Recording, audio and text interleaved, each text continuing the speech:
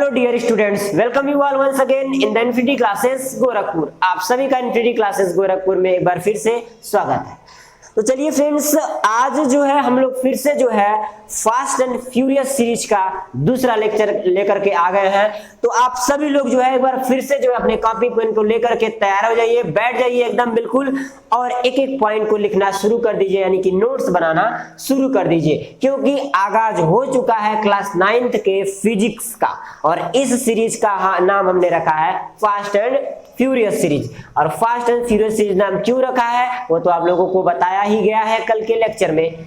तो आज जो हमने टॉपिक डिसाइड किया है, जो आज हम लेक्चर लेंगे, इसमें जो है हमारा होगा फिजिकल क्वांटिटीज के बारे में।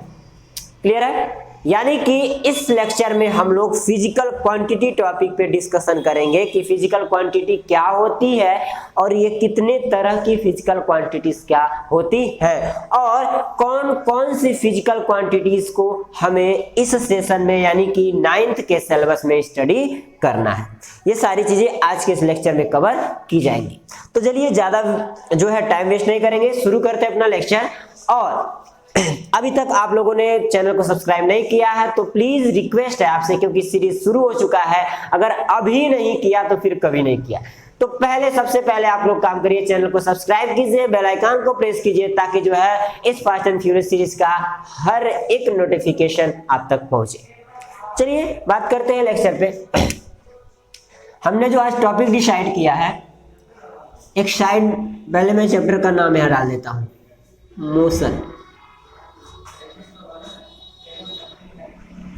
मोशन, ठीक है, ये हमारा चैप्टर चल रहा है मोशन। मोशन में आज का टॉपिक है वो है हमारा physical quantity. Physical quantities, TITIES,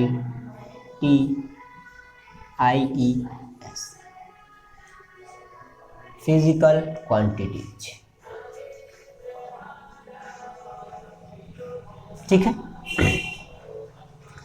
तो यहां आज जो है इस टॉपिक पे बात होगी, यानी कि चैप्टर हमारा कौन सा है, मोशन। और इसमें हमने टॉपिक जो चूज किया है वो होगा हमारा फिजिकल क्वांटिटी का। तो थोड़ा बात कर लेते हैं कल वाले टॉपिक से रिलेटेड कुछ। कल हम लोगों ने पढ़ा था मोशन क्या होता है, state of motion, state of rest, दो चीजें पढ़ी थी।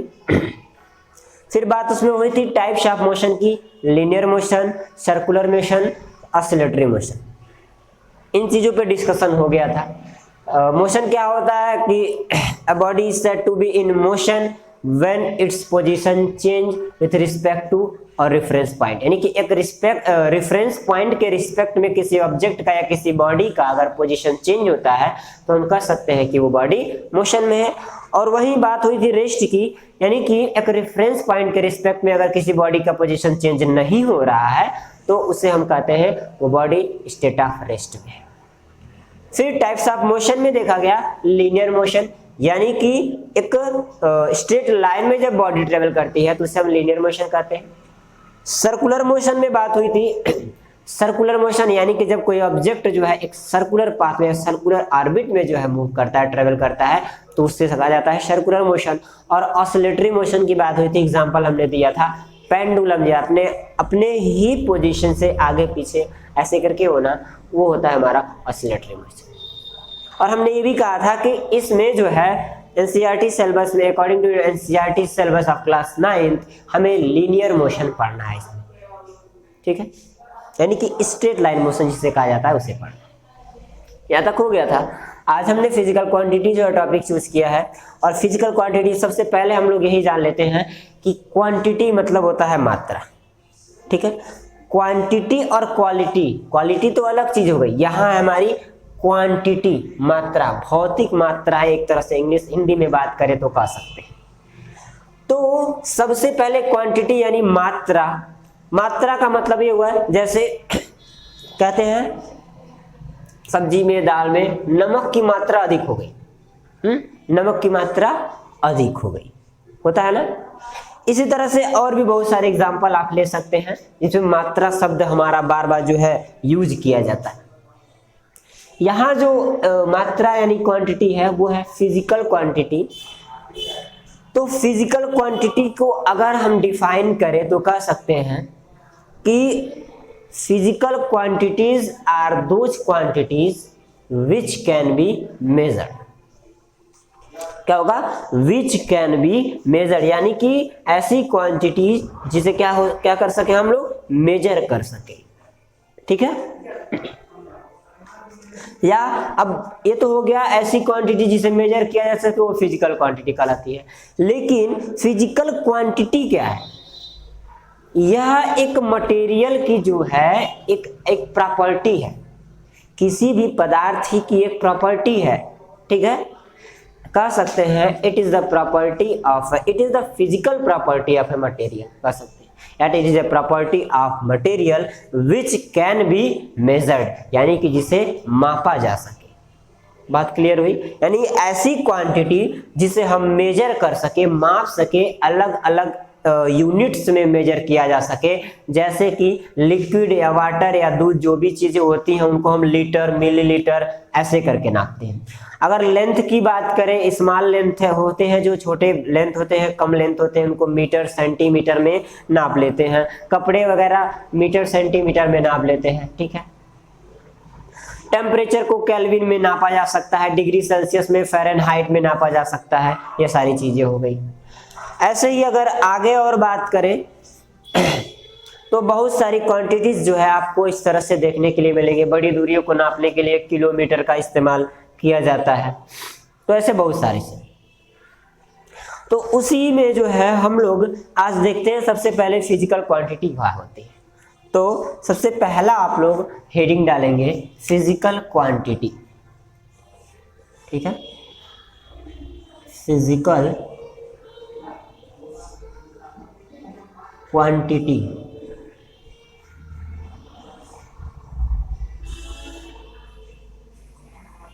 फिजिकल क्वांटिटी,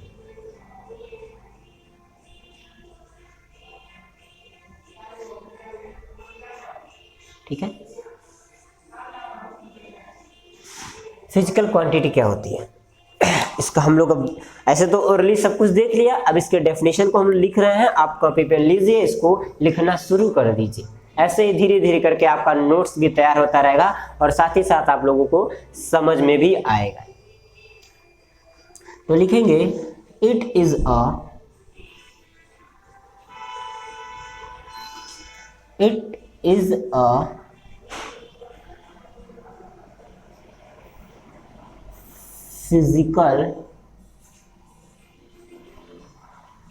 फिजिकल प्रॉपर्टी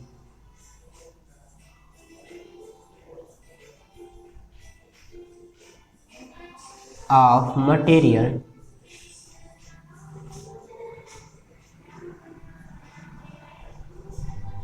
ठीक है। It is a physical property of material which can be measured, यानी कि जिसे हम माप सके। दैट कैन बी मेजर्ड या which can be measured, that can B,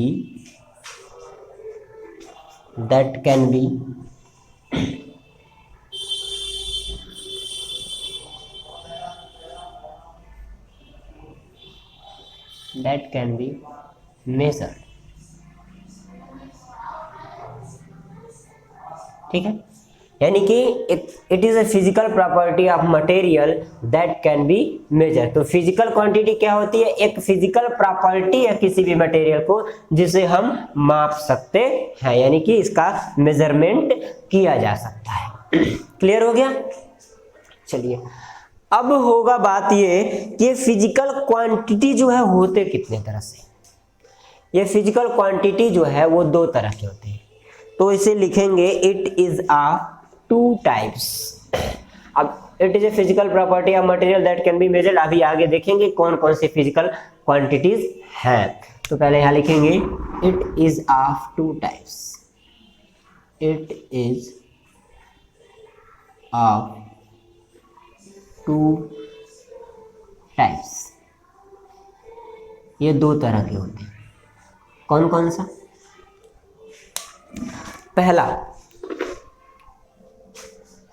पहला होता है हमारा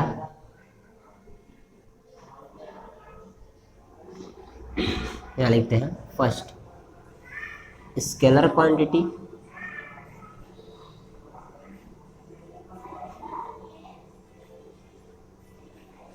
ठीक है, पहला हो गया हमारा स्केलर क्वांटिटी और दूसरा हमारा हो गया vector quantity,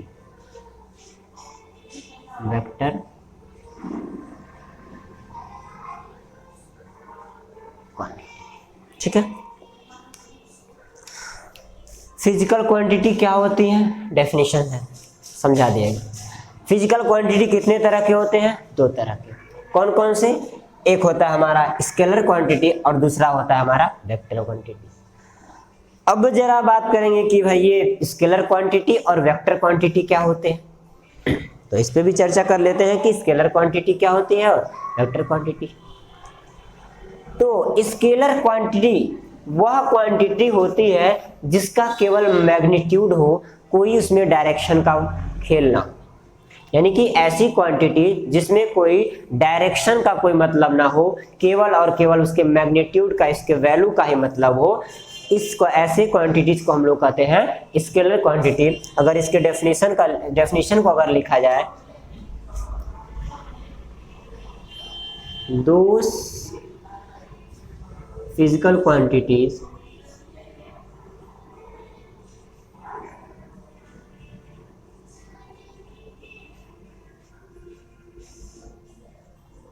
those physical quantity which have only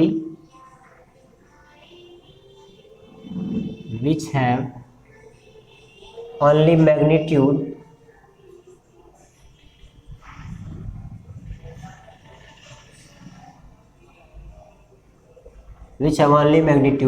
no direction,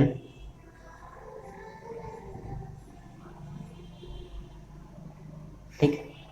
यानी कि वो फिजिकल क्वांटिटी जिसके पास केवल क्या हो? मैग्नीट्यूड हो, कोई डायरेक्शन न हो, तो ऐसे क्वांटिटी को हम लोग कहते हैं क्या?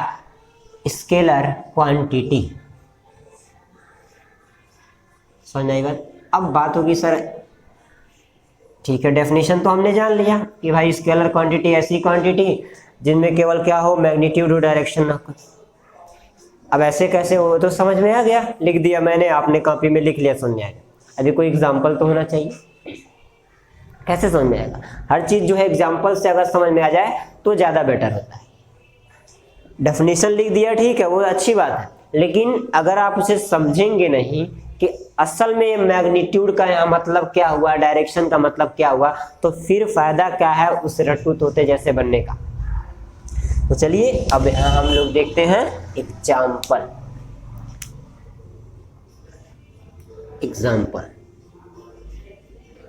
ठीक है,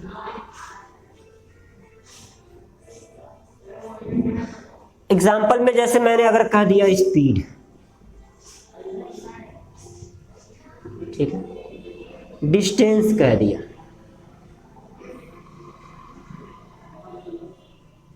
टाइम कह दिया, ETC, क्योंकि अभी बहुत सारे होते हैं। तो जरा बताइए स्पीड मतलब गति, सॉरी स्पीड मतलब चाल, ठीक है। तो स्पीड यानी कि चाल, इस चाल का कोई डायरेक्शन है नहीं, कोई डायरेक्शन नहीं। कोई बाइक, कोई बॉडी, हम हैं चाहे आप हैं, चाहे कोई मोटर है, ठीक है, मतलब कोई भी अगर ऑब्जेक्ट ले रहा है जो चल रहा है, जिस स्पीड से भी चल रहा है, वहां ये मैटर नहीं करता है कि वो किस डायरेक्शन में चल रहा है, वहां केवल ये मैटर करता है कि हाँ वो 4 किलोमीटर प्रति आवर की स्पीड से चल रहा है, 10 किलोमीटर प्रति आवर की स्पीड से चल रहा है, 15 किलोमीटर प्रति आवर की स्पीड से चल रहा है, मैटर ये करता है। उसका कोई डायरेक्शन से मतलब नहीं है कि वो नॉर्थ में चल रहा है कि साउथ में चल रहा है कि ईस्ट में चल रहा है कि वेस्ट में चल रहा है कि जिधर फोर्स लगाया जा रहा है उधर चल रहा है, इट डजंट मैटर। बस के पास स्पीड है, डायरेक्शन है नहीं है। स्पीड यानी कि उसकी कुछ ना कुछ वैल्यू होगी, कुछ ना कुछ मैग्नीट्यूड होगा। मैं कह दूं कि अगर स्पीड की बात हो रही है तो एक बाइक जो है 5 किलोमीटर पर आवर की स्पीड से चल रही है। तो ये जो 5 लिखा गया है, 5 जो मैंने यहाँ बात किया है मैग्नीट्यूड का, तो ये 5 क्या है? मैग्नीट्यूड है। 5 किलोमीटर पर आवर क्या होगा? मैग्नीट्यूड होगा। डायरेक्शन की अगर बात आती तो कहता कि हाँ एक बाइक है या कोई बॉडी है वो 5 किलोमीटर प्रति आवर की स्पीड से नॉर्थ की डायरेक्शन में चल रही है, तब वहां बात दूसरी होती। ठीक है, तो क्या हुआ कि ऐसी क्वांटिटीज जिनमें केवल मैग्नीट्यूड हो, डायरेक्शन ना हो, तो ऐसे क्वांटिटी को स्केलर क्वांटिटी कहा जाता है। यहाँ एग्जांपल आपके अब यही देखिए, डिस्टेंस, दूरी, किसी भी दिशा में दूरी तय कीजिए, नहीं कोई मैटर नहीं है। टाइम का कोई डायरेक्शन नहीं होता है, टाइम का कोई दिशा नहीं होता है, केवल और केवल उसकी मैग्नीट्यूड होती है। यानी कि अगर कहें हम 2 आवर या कहें 3 आवर या कहें 4 आवर्स, बस इतना ही। समझ में आई बात? तो ये होता है हमारा स्केलर क्वांटिटी। ठीक है, यहां तक तो समझ में आ गया होगा। अब बात करते हैं वेक्टर क्वांटिटी क्या होती है। तो बिल्कुल आसान है एकदम, बस थोड़ा सा चेंजिंग करना है, आसानी से समझ में आ जाएगा। लिखेंगे those physical quantity, those physical quantities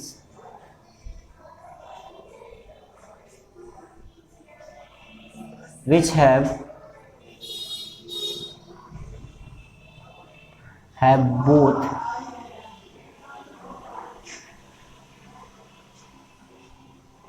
magnitude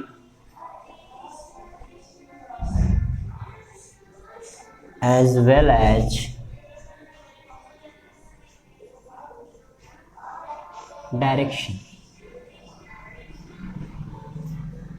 यानी कि वो फिजिकल क्वांटिटी जिनमें बोथ यानी दोनों होते हैं, वो दोनों क्या है? यानी कि मैग्नीट्यूड और उसके साथ साथ डायरेक्शन भी होता है, तो ऐसे क्वांटिटीज को कहा जाता है क्या? Vector quantity.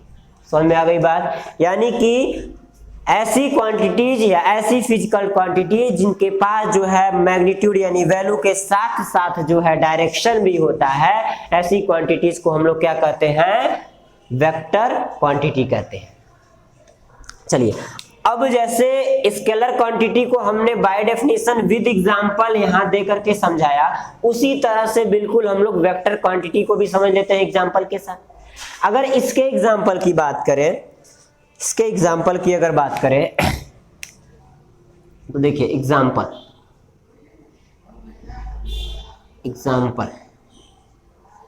ठीक है, इसके स्पीड की जगह क्या? वेलोसिटी। डिस्टेंस की जगह क्या कर दें? डिस्प्लेसमेंट कर देते हैं।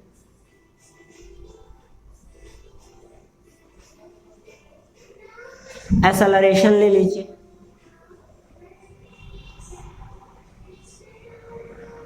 एक्सेट्रा, क्योंकि होते बहुत सारे हैं, बस एक एग्जांपल दिखाई दे रहा है, 1 2 3 बहुत है हमारे। ठीक, वेलोसिटी, डिस्प्लेसमेंट और एक्सेलरेशन। अब चलिए इसके बारे में बात करते हैं। वेलोसिटी का मतलब क्या हुआ? वेलोसिटी का फार्मूला होता है डिस्प्लेसमेंट अपॉन टाइम। अगर कोई बॉडी जो है वेलोसिटी एक्वायर कर रही है, तो उसका कुछ ना कुछ वेलोसिटी के साथ साथ उसका कुछ ना कुछ होता है डायरेक्शन, किसी ना किसी पर्टिकुलर डायरेक्शन की बात होती है।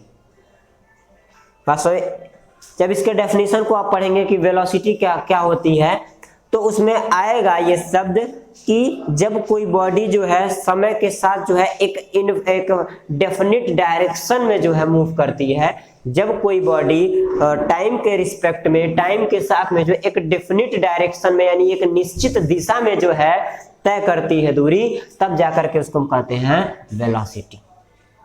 वेलोसिटी मान लीजिए 5 मीटर पर सेकेंड हमने कर दिया वो नॉर्थ की डायरेक्शन, तो यहाँ 5 मीटर पर सेकेंड क्या है? मैग्नीट्यूड है, और ये n यानी कि जो नॉर्थ लिखा है वो क्या है? उसका डायरेक्शन है। एक्सेलरेशन किधर होगा? जिस डायरेक्शन में आप ऑब्जेक्ट पे फोर्स लगाएंगे, अगर ये आपका ऑब्जेक्ट है, ये आपका ऑब्जेक्ट है, इस पे आप इस डायरेक्शन में अगर फोर्स अप्लाई कर रहे हैं तो ये बॉडी डिस्प्लेस होकर के आगे की तरफ ही जाएगी कि नहीं जाएगी? ऑब्जेक्ट। तो आपने जिस डायरेक्शन में फोर्स लगाया, एक्सेलरेशन उसी डायरेक्शन में हुआ। बात समझ में आई? तो कहीं ना कहीं यहाँ पे अगर F इज इक्वल टू आपने 5 न्यूटन का फोर्स लगाया और वो ऑब्जेक्ट जो है नॉर्थ की ही डायरेक्शन में आगे बढ़ा, तो ये 5 न्यूटन और ये नॉर्थ हो गया, यानी कि ये हो गया आपका मैग्नीट्यूड और ये हो गया आपका डायरेक्शन। तो जरा बताइए, क्या ये क्वांटिटी फिजिकल क्वांटिटी है, सॉरी वेक्टर क्वांटिटी है? बिल्कुल है।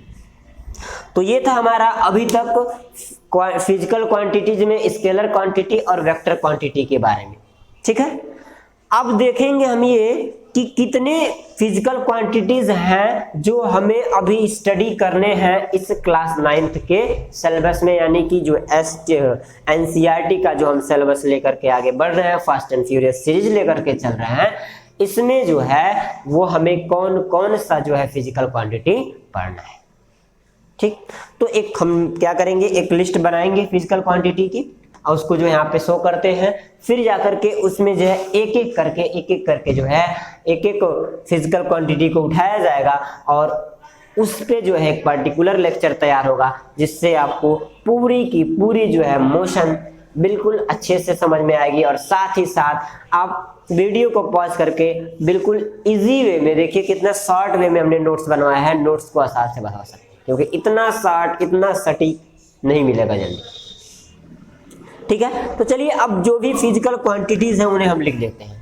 ठीक है ना, जितने भी हमारे फिजिकल क्वांटिटीज हैं, यानी कि मोशन के जितने भी फिजिकल क्वांटिटीज हैं, यहाँ हेडिंग डालिए,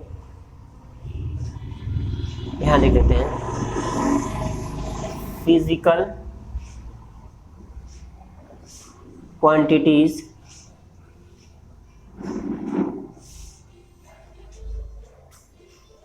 फिजिकल क्वांटिटीज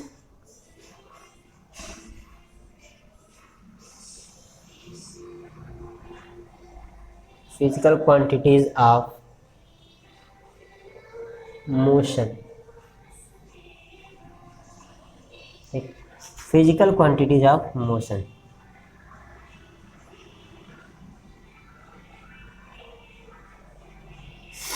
ठीक है।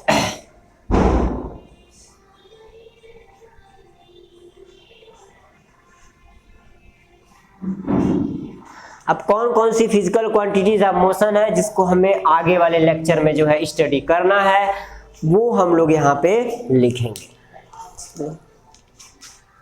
पहली फिजिकल क्वांटिटी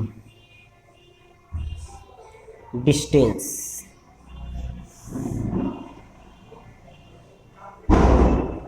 दूसरा डिस्प्लेसमेंट,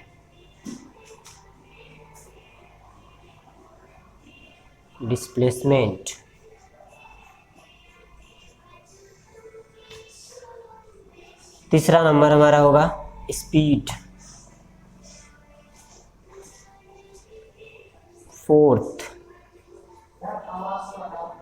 वेलोसिटी, ठीक है। फिफ्थ एक्सेलरेशन,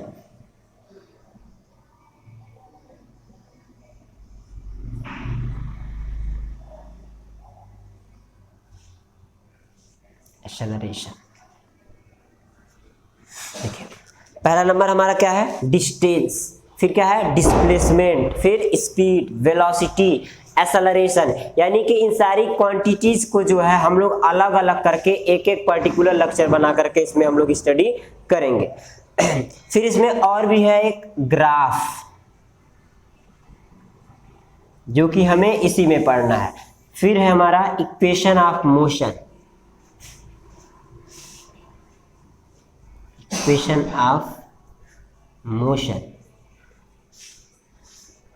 ठीक है। कौन कौन सा हो गया? Distance, displacement, speed, velocity, acceleration, graph, equation of motion, और एक इसमें है uniform and non uniform motion. इसमें हमें ये भी पढ़ना है uniform and non uniform motion, uniform and non uniform motion.